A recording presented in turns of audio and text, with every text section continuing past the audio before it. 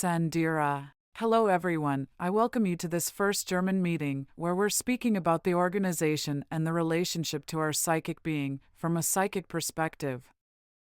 And I warmly welcome Nadim, Shivaya, Christoph, Wolfgang, Brigitte and myself, Sandira.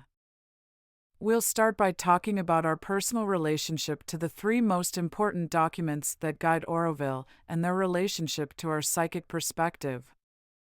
And whoever wants to share can take the microphone and start. The three most important documents are the Dream of Auroville, the Auroville Charter, and to be a true Aurovillian. Shivaya, for me, these three documents are the backbone of the community, especially the charter. But the dream gives the whole thing color and brings life, shows the life. And then, the to be, or let's say, I always say, to become a true Aurovillian. Because what is described in this document is an inner journey that we are all somehow on. But I haven't arrived yet. Wolfgang, I find it special that we are gathering here today, one day before the day when the dream was written down. And my feeling is that we are about to reach a new level, so to speak. And if I know correctly, the last section of the dream talks about how we as humans or as humanity are not, yet, able to truly live this dream. And perhaps because, almost 60 years ago, as humanity we were at a different stage of development than we are today. From the interviews, I've gathered that many people, especially here in Auroville, are well connected with their psychic being, with their higher self. And that was perhaps not the case back then. And that's why I believe that this dream has come true to some extent, even though I also believe that I have by no means arrived yet. Where we all perhaps look to, and what means here in Auroville, to be a true Aurovillian. Which I naturally wish for the whole world somehow. Sandira, before I came to Auroville and read these three documents, there was such a great inner longing in me. That's where I want to go. That's where my heart is pulling me. And now, confronted with the reality, to what extent we as a community have our difficulties in really living it. But how it still lives in myself. And I believe, if we can come back to what lives in ourselves, and live that in small ways in the community, in our togetherness, then we have actually already made a beginning. Even if we don't yet see it truly realized on a larger scale. But in small ways, it is alive. And it's more than alive. Brigitte, I came to Auroville because, after traveling the whole world, I found for the first time in my life a place that was truly international, and where people from all over the world tried to live an alternative. And to understand each other despite their diversity and to risk being together. And here there are so many difficulties and problems always, but I always have the feeling they are there for us to solve them in Auroville, and so that it is a model for the rest of the world. And that always keeps me upright, even when I sometimes want to give up here, because simply so many difficulties arise. Christoph, even as a teenager, I always dreamed of finding a place where an utopia is lived. And the description of the utopia here resonates on many levels with what I was looking for. But when I arrived here, I realized that I actually first had to find myself and find my psychic being. And a whole lot of doors have opened. And I'm very curious and surprised at what I find and see there. And I feel that this work is definitely a priority for me. Auroville is a place where it is often talked about as being a laboratory, a university, a space of infinite learning. And this playground, this freedom to be able to live this out, to be able to see oneself, and to be able to see the world differently, I think, is the basic prerequisite to even think about an utopia. How far away we are from that? No idea.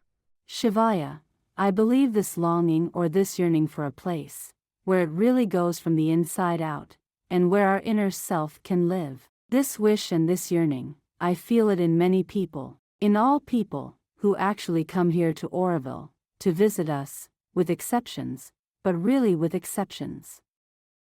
This is something very deep in us, because we all somehow know very deeply that this world in which we are now, or in which we were before, 50 years ago, is not it, and cannot take us further as humanity.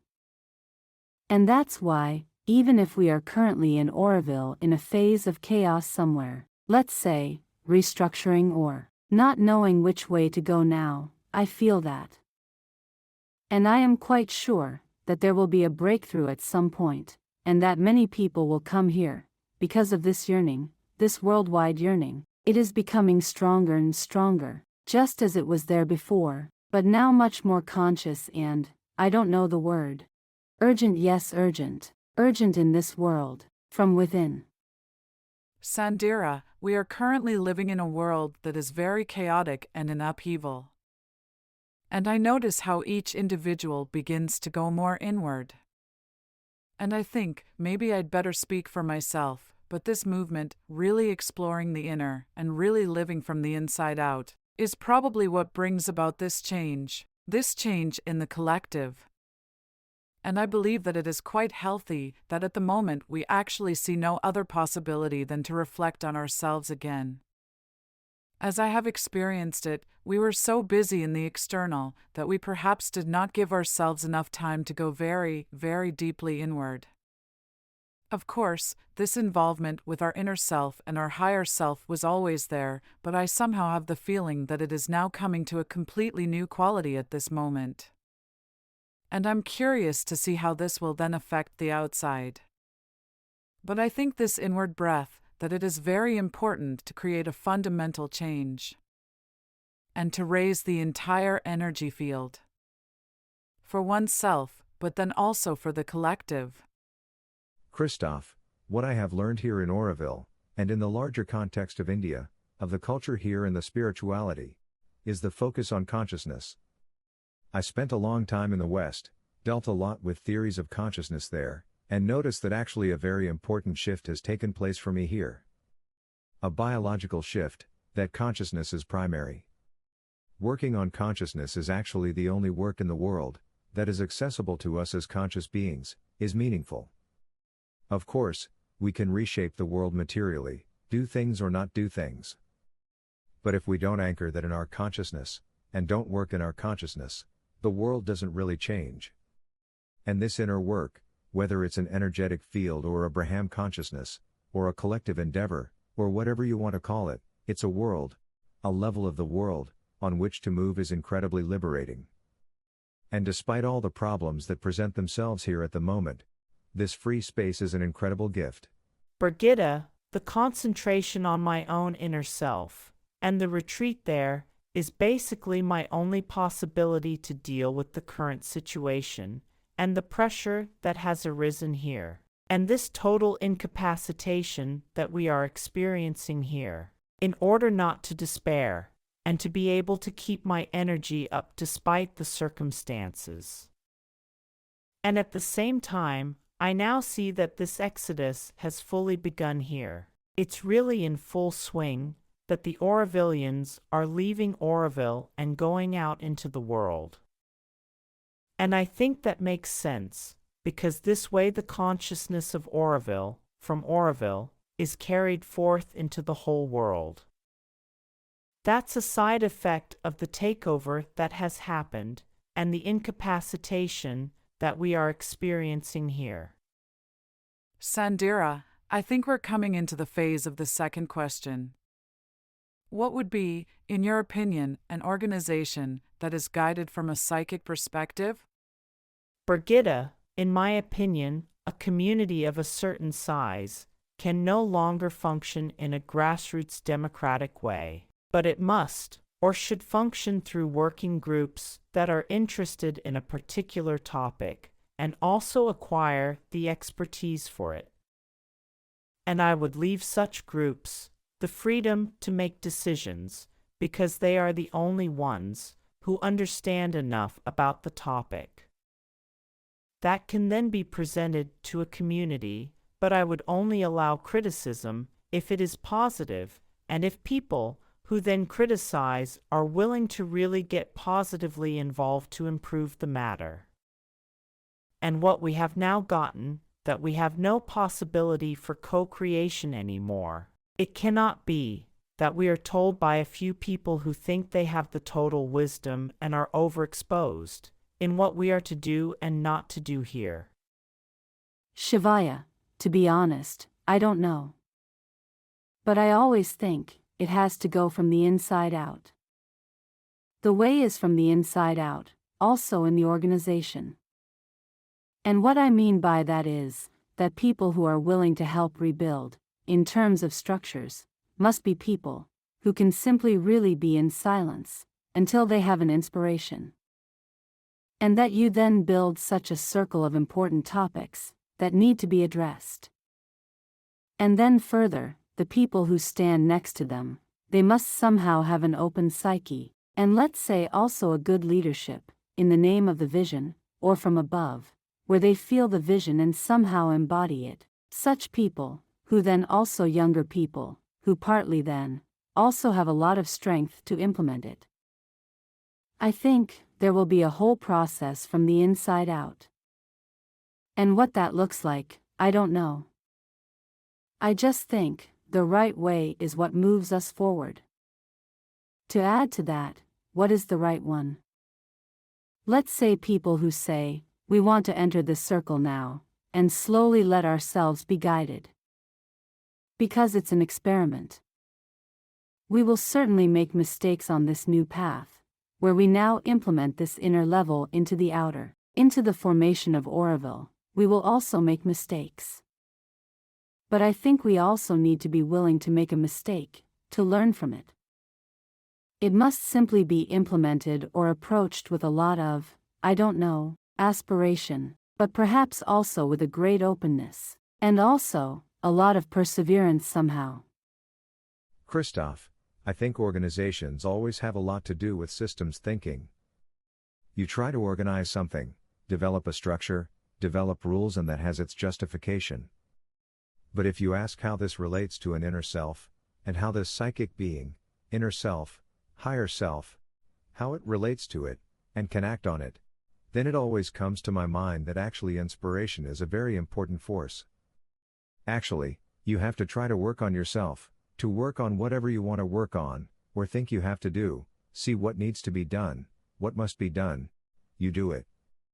But if you go into systemic thinking, into organizational thinking, how to implement it, then that can't actually happen at that level through rules and pressure, and laws and prohibitions, but through inspiration.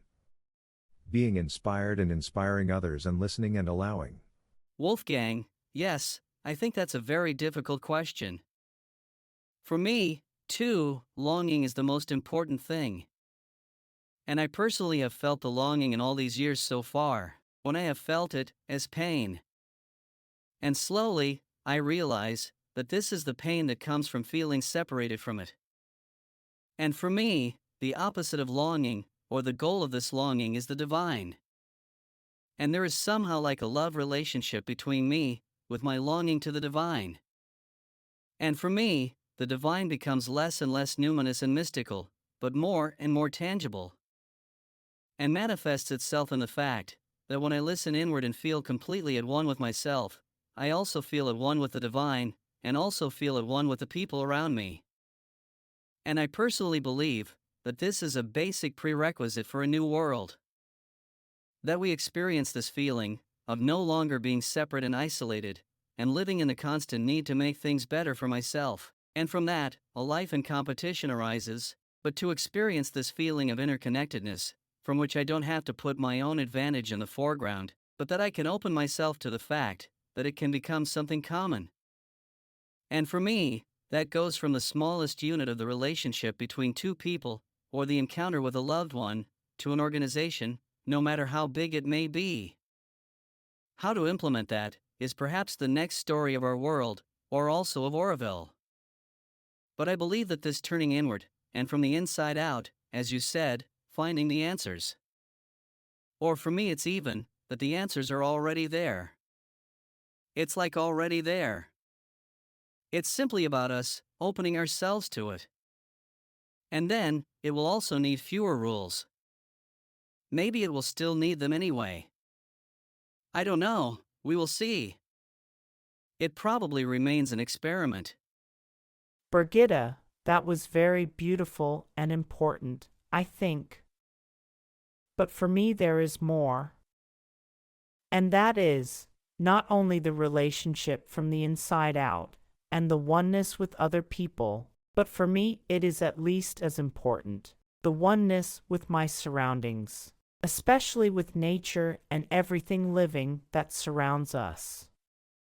Sandira, the mother, introduced the term divine anarchy. And when I now listen to both of you, Wolfgang and Brigitta, this divine anarchy only works when we have arrived at feeling one with everything that is. And I definitely believe that we are also practicing in doing this right now, and more and more. And it becomes an ever greater reality in ourselves, where we really feel this connectedness. And for me, it feels as if we are in a phase of really preparing ourselves to be able to truly live this divine anarchy. And for me, the question really arises, if we now build any structures, these can only be structures that promote this inner being, this divinity in us, this love for the other, this oneness. And it occurs to me that a lot also in our educational system, how we have education or schooling, or whatever we have, what can we really change so that this feeling, the oneness, which every child brings with it, how can we preserve that? And how can we form a society where that is really in the foreground? Brigitta, and not profit, and how can I push my head through, and so on, but where our inner self, our higher self is in the foreground, and our connectedness with everything that is. We actually only have to look back at the organizational structures of the indigenous peoples who have lived this connectedness with everything that is. And they usually had an organization of wisdom which everyone accepted when a wise, experienced person expressed their opinion. And that usually convinced the others. Structures of wisdom are actually what we need to move towards. Shivaya, although inspiration from indigenous peoples, from others, from traditions that, let's say also often hierarchically, were led by wise people, I'm not sure. I have doubts that that is the future. I just can't say more than, I think today it's about something new, because we are involved in an evolution. And in this new, slowly dawning age, we are going through a very strongly subjective time, and where many people, not just one, really must attain, let's say, inner knowledge, but a lot of us. The context in the past was quite different from today's world context, and Auroville is for me in the middle of the world. And from this wisdom, or let's say, this inner knowledge, I'll just call it now very deep inner knowledge, and connectedness with the divine, in the now, in action, from that, a new kind of collective being and leadership will emerge. That's how I see it. And of course, I'm also very strongly rooted in Sri Aurobindo, in Sri Aurobindo's and Mother's philosophy, and also knowledge. I can say, I've been here now for 45 years. So I just have the feeling, I feel that. That has become truth for me, lived or let's say, also mirrored truth, the world. But now my question for me, and for everything always, do we have enough time? What happens? How destructive can the world still become? I don't like to bring such words, but I sometimes unfortunately have to see them, in me and around me. Sandira, before we come to the end, I would love to hear the voice of Nadim, who certainly has a lot to say. Nadim, we all have a lot to say, but not just the people who are sitting here in the circle, the plant next to me.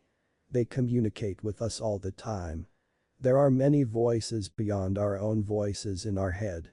How we communicate with each other, that's not just through our words, but our body language, the different bodies that we possess, the subtle physical body. My subtle body is somewhat larger than my physical one here. And it touches that of the sister who is sitting next to me, here.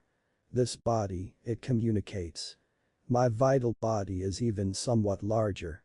I can be in touch with Sandira here, and there a communication arises. The mental body, that is even larger. This all mixes together here and a communication arises there. I am very happy that today we are really working with silence here, because there we have time to listen to what our other bodies communicate. I am also very happy that the indigenous peoples have been mentioned. Some of them, especially in South America, in the jungle there, they have found methods or tools or they were blessed with them, where they can expand their consciousness and fully enter into these different bodies, fully consciously act. And these bodies. It is fascinating when I consider my human physical body, that it is the highest developed, one could say machine or device, I lack the right words, but it is a tool. It is the highest developed tool on planet Earth, the human body, the physical one. However, I am neither my body nor my mind. That's not me, that's just my body. And that's just the physical body. What most people don't understand and I could never have understood either, is that this subtle physical body, that is even more highly developed than this one here. And the vital body, that is even more highly developed and it is even more complicated.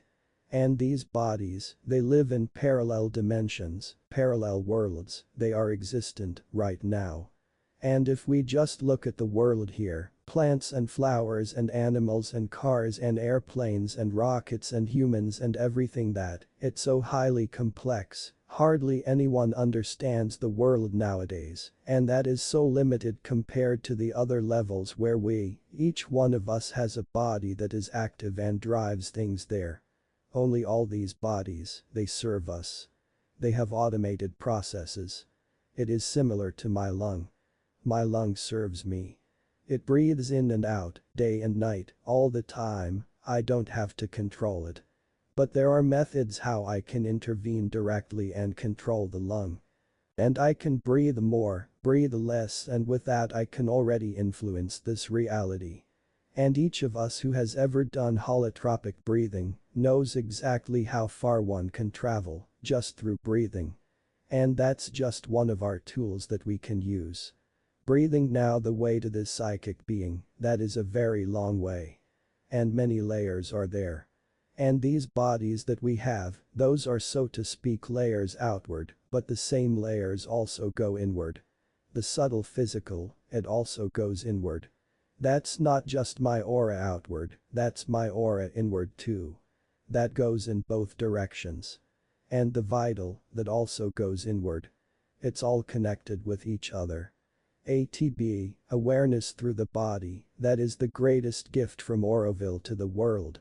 There you can feel exactly how these bodies function, and how they are all connected with each other, and influence our own emotions, but also our inner life and our organs, our feeling, our chemistry.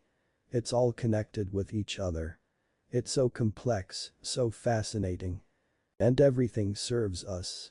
It serves. And the psychic being is hidden very deep below, under the subtle, under the mental. Very deep inside, and that is a very, very, very long way. But that's where you want to go. From there we would like to act and live, our divine energy. And right now is the best proof. I don't normally have these conversations in German. I lack so many words to be able to describe the whole thing. But also the English language, all languages of humans, they are so limited.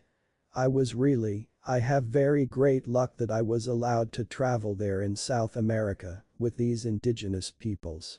And they are like some of them, the shamans, they are travel companions. They can take one along into these other dimensions.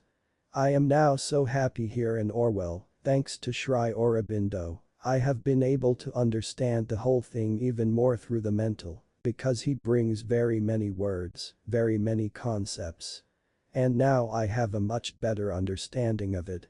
The biggest challenge is, however, that this physical human body, that it on this dimension, in which we are right now, it is the 3-dimensional and 4-dimensional level, where we also have time. And we flow in time. That's the difficult thing about it all, that from the vital level or mental level, there are already other dimensions, where time and space no longer rule in the same way. Right now, we are all victims of time. It flows with us and it takes our life. Quite simply, we flow with time. These other dimensions, they are outside of the time-space continuum. And it is extremely difficult to process that, to articulate it with our human, normal brain. And I am firmly convinced it is impossible to be able to regulate it with this physical human body, to be able to do anything. The only possibility is if we learn to communicate through the other levels. With the other bodies that we have, learn to communicate with them. Or rather, listen. We just have to listen, because they communicate all the time. And you can practice it. You can really practice it. As said, ATB is extremely helpful. Awareness through the body. The sacred medicine of the shamans. Very, very, very helpful, just to have seen the goal once. And when you come back, then you know, hey, that's the way. And the silence. And the silence. And the silence. Brigitte, I thank you, Nadim, for this wonderful description of our complexity. And I can only fully agree with that. I think the big problem that very many people have is that they have simply never felt this access. And our intellect, of course, also does everything to deny it. And for me, for example, it was a near-death experience. That catapults you through the dimensions. Then you know that we are soul beings, period. Duty and simple. The Asians in general are much further along than the Western approaches. You have spoken about the many different bodies. That is clearly described in the Asian chakra teaching. And the way there, which leads through silence, the way inward, that is outlined in Buddhism. In the Asian teaching, we actually have all these accesses to it, the psyche being, to follow the inner path. But the Western world and materialism, of course, do everything to erase the whole thing. Sandira, would anyone else like to say something in conclusion? I put the microphone in the middle. We are slowly coming to the end. I thank you all for this conversation. And I wish you all a wonderful day, and especially tomorrow, a beautiful Auroville birthday.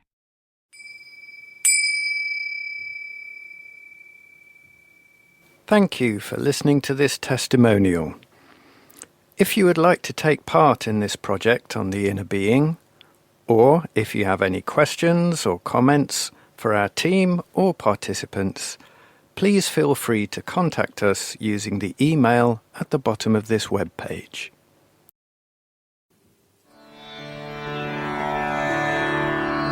This is Auroville Radio, Voices from the City of Dawn.